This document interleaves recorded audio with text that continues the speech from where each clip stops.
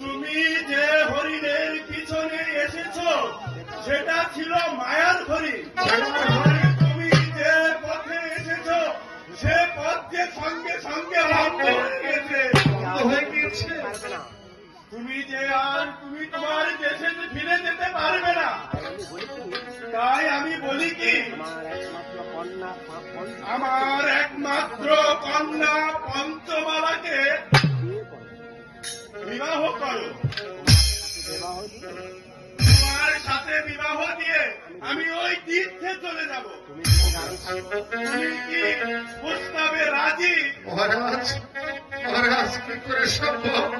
আমি আমার মায়ের একটি মাত্র সন্তান, আমাকে হারিয়ে আমার পাগল হয়ে যাবে। আপনি আমাকে ক্ষমা করবেন না। তুমি যদি